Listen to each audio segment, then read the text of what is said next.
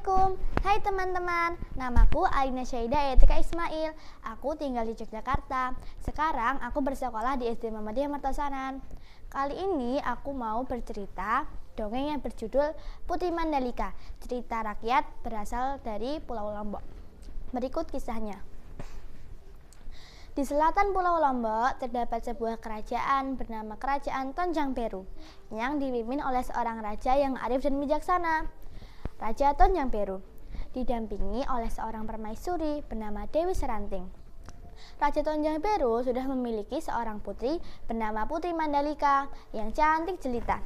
Saat Putri Mandalika menginjak usia dewasa, ia menjadi putri yang cantik, anggun, dan cerdas. Dan kebaikan Putri Mandalika tersebar dari ujung timur sampai ujung barat Pulau Lombok. Hal ini menyebabkan banyak pangeran yang ingin melamar Putri Mandalika. Suatu hari, datang lamaran dari Pangeran Datu Teruna, namun Putri Mandalika menolak. Semua lamaran yang datang kepadanya selalu ia tolak. Karena banyak pangeran dan pemuda yang ingin melamar Putri Mandalika, terjadilah perkelahian dan perebutan di antara mereka. Mereka berunding siapa yang berhasil mempersunting Putri Mandalika. Hal ini tentu meresahkan sang putri. Raja dan permaisuri pun dibuat khawatir. Mereka tidak mau keamanan kerajaan dan keselamatan putri terganggu. "Putriku, apakah tidak ada pangeran yang berkenan di hatimu?"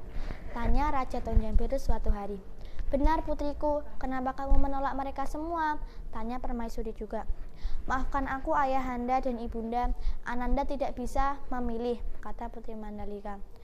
"Perlu kamu ketahui putriku, sekarang banyak pangeran yang berkelahi hanya karena memperebutkanmu. Bahkan ada yang mengirim menghancurkan kerajaan Tonjang Peru jika lamarnya ditolak." Jelas Raja Tonjang Peru. "Ananda sudah tahu itu, ayahanda. Inilah yang membuat Ananda bingung. Ini semua karena Ananda menolak mereka semua," kata Putri Mandalika yang sudah mengetahui hal ini yang diberitahu pengawal beberapa waktu yang lalu. "Bagaimana cara kita keluar dari masalah ini? Ayahanda tidak mau sesama pangeran berkelahi hanya karena memperebutkanmu," tanya Raja Tonjang Peru. "Biarlah Ananda menyelesaikannya. Ananda perlu waktu untuk merenung dan berpikir," kata Putri Mandalika memutuskan. Berhari-hari Putri Mandalika mengurung diri di ruangannya. Ia tidak bisa makan dan tidur. Ia menjadi kurus kering.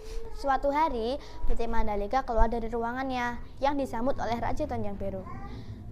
"Putriku, apakah kamu sudah menemukan petunjuk untuk keluar dari masalah ini?" tanya Raja Tonjang Peru.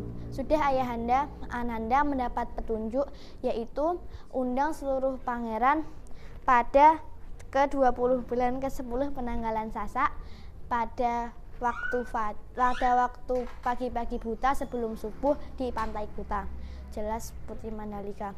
"Lalu apa yang Ananda lakukan setelah itu?" tanya permaisuri. "Nanti ayahanda dan ibunda juga akan tahu," kata Putri Mandalika.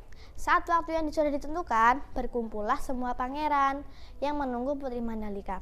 Betul janjinya, Putri Mandalika datang bersama raja, permaisuri, dan juga pengawalnya. Semua yang menunggu terpesona dengan kecantikan Putri Mandalika. Putri Mandalika berdiri, lalu melangkah menuju sebuah batu. Dia berdiri di batu itu membelakangi laut lepas. Putri Mandalika mulai berkata, "Wahai ayahanda dan ibunda, serta pangeran dan rakyat kerajaan Tonjang Peru yang aku cintai, aku telah menetapkan bahwa aku untuk kalian semua. Aku tidak dapat memilih satu di antara pangeran. Takdir menghendaki agar aku menjadi nyale yang bisa kalian nikmati pada waktunya." Semua tampak bingung apa yang dikatakan Putri Mandalika. Tiba-tiba Putri Mandalika melompat ke laut yang langsung ditelan oleh gelombang disertai petir dan angin kencang.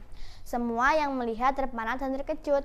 Mereka tidak menyangka Putri Mandalika mengorbankan dirinya daripada adanya peperangan, dan permaisuri menjadi sedih.